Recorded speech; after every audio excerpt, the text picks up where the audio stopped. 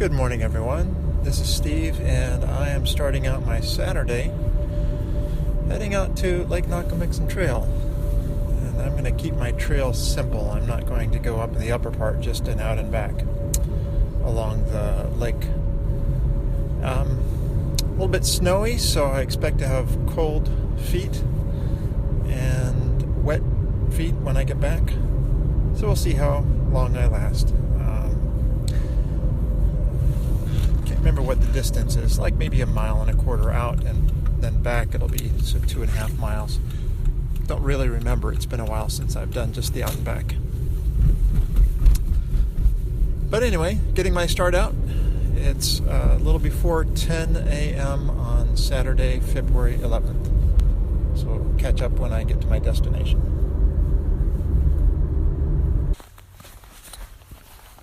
Okay, I'm arrived at the park, and I'm not the first footprints in the snow. We had snow 2 days ago, probably no more than 5 inches. There's some skinny tracks here. Guessing they are, the way they are cross-country skis. They're nice and thin. And looks like somebody was coming uphill in them because of all of the sideways, crossways tracks.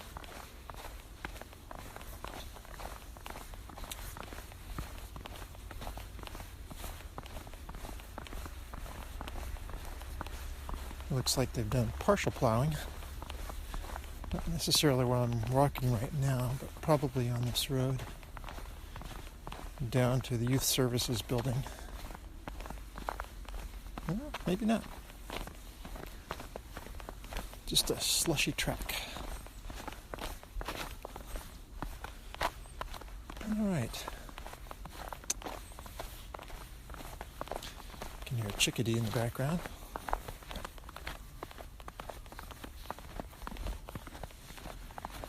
Let's see, while I'm walking, give an update on this week. Last night was the Night to Shine event. So it is put on by the Tim Tebow Foundation.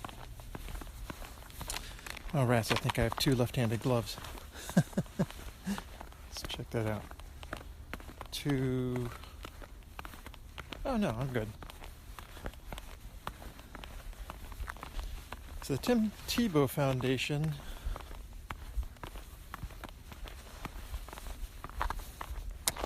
puts on this event where it gives special needs individuals, I think it's high school and above, an opportunity to attend a prom.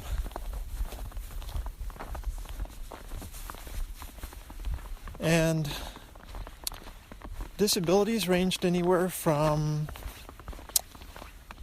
people in wheelchairs who didn't really look like they were able to do much except for take things in. Maybe some autistic young men would be my guess. And different people at different levels. I think they all had a great time. But what I didn't realize was that this was going on all over the country. I think 300 locations. So it's really quite an event.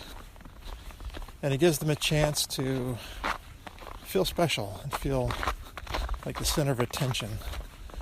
And some are really shy, and some were hams, and some wanted to interact, and some wanted to show off, and others didn't like the noise, and it was just a real variety. So I was in a room where we did shoe shining for mostly guys, though we did have a couple of girls show up. It's funny because some of the shoes weren't shinable, like suede or sparkly or silver shoes. But we tried anyway, or we at least gave an attempt to make them feel pampered and stuff like that. Alright, I'm in front of the youth services house now. Real close to the shore. There's a little access point right here.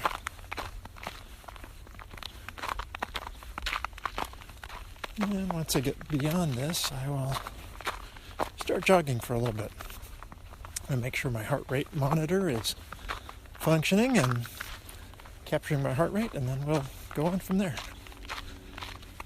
In the quiets of a Saturday morning. Just birds out on the lake. Ooh, quite a bit, actually.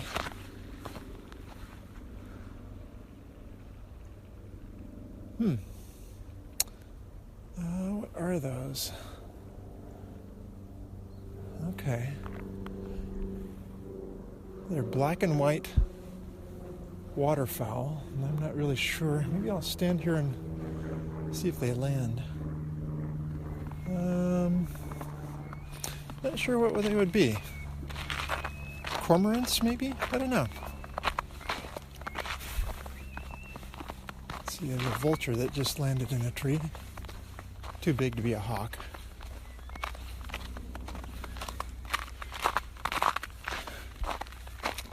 Oh, no, it is a hawk. Wow, it's a big hawk. Oh, maybe it's an eagle. Didn't think of that. All right, well, I'm going to put the phone away for a little bit so I can make sure I'm not slipping and tripping. All right, catch up again soon. Okay, well, I did not make it to the next road, Stover Mill Road, but hit the 1.5 point, so a little further than I thought it was going to be. And heading back. So here's what I was doing. Somebody suggested a 15-30 interval. Now, I'm trying to run as slow as I can to keep below 116 beats a minute. But it's hard to run so slow. And I'm on a terrain that's not flat. So it's a little harder that way to maintain. So I may jog for really slow for about 30 seconds. But if it's a slight incline, it might be less, might be just 20 seconds. And then I'll walk until the next half-minute marker.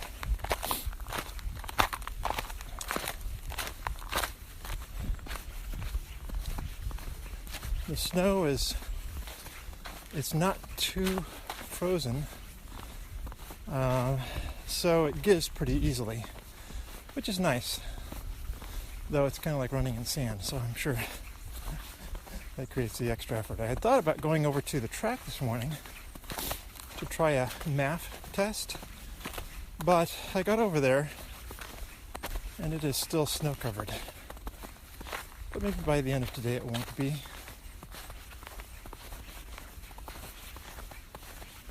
So what I'd like to do with that is,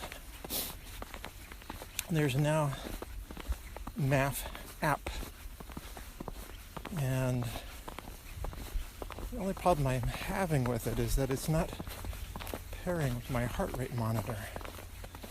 So, yeah.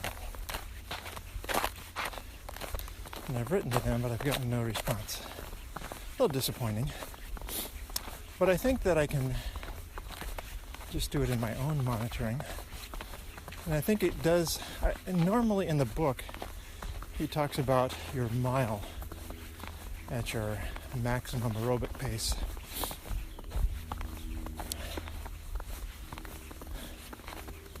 Do 3 successive miles, but maybe because of the other factors I put in, like heart condition and all of that, medication, it only has me do half-mile segments. And the other, so that might be easier. The other thing that they talk about is trying to match conditions. from month to month. So do it on the same day of the week, same time of day. So of course Saturdays are probably easiest, and mornings on Saturdays are probably easiest to maintain a schedule. But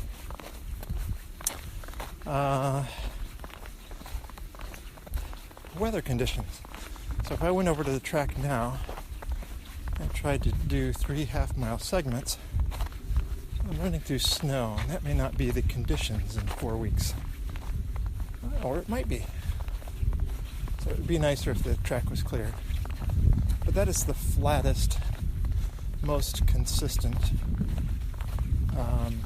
place to do the math test.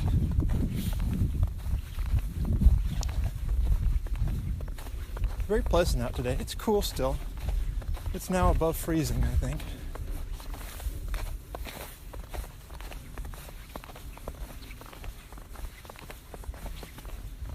I should try to find some photos to post, but right now everything would look the same. I took that picture yesterday of the Bridge 264. This is the bridge next to the tennis courts in town. And with the snow on the ground, kind of all scenes are redundant. Unless you get a spectacular one, and I don't see that yet. Alright, well, let's see. I'm on walking all of this time instead of intervals, but I'll give myself to the next rise before I get back into the interval thing. Because I'm walking uphill, and I know that elevates the heart rate a bit more. So, pause for now.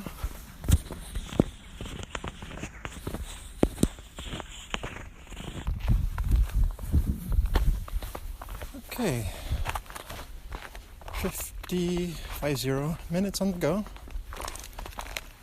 and I might put a question out to somebody who I think will answer if it's a short question. And here's the question. So, the math test is, let's use it in terms of mile. If you're running at your, I think it's supposed to be under or at your maximum aerobic function rate. So for me, currently, that's 117. So the question is this. Do you try to run so slow? Oh, wait, let me finish the first thought. So the idea is this. You run 3 successive miles at 117. And your miles should go slower as you progress. So mile 1, let's say, is a 17-minute mile. 2 is 17 and a half. 3 is 18. So here's my question. Do you try to keep steady running at that pace? Or will a run-walk method work? So here are my thoughts. So 117 is my max aerobic function rate. And so do you run slowly? So 30, let's say 30 seconds. I'll do the 30-30. So you run until you reach 117, and then walk until you get down to 107, and then run again. Anyway, that's the question I'll put. I'll put it to Mark Cucuzella. He seems to be the most consistent responder. Mr. Cucuzella, Dr. Cucuzella, is turning 50 this year. Not sure when that is. Sounded like it was soon. So I don't know if that's past.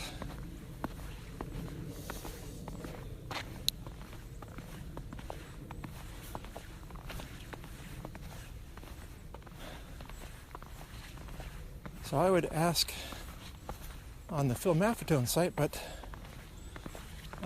response is spotty. So I want to respect these very busy people who have full schedules and understand when they don't respond and not get all worked up. So the foot is feeling decent today. I can feel something in it when I'm out here, but not pain. Pain seems to be later. Right now, the advice I'm getting is get rid of anything that causes inflammation and increase those things that decrease inflammation. So taking a fish oil, EPA specifically, that was one response I did get from the Maffetone site.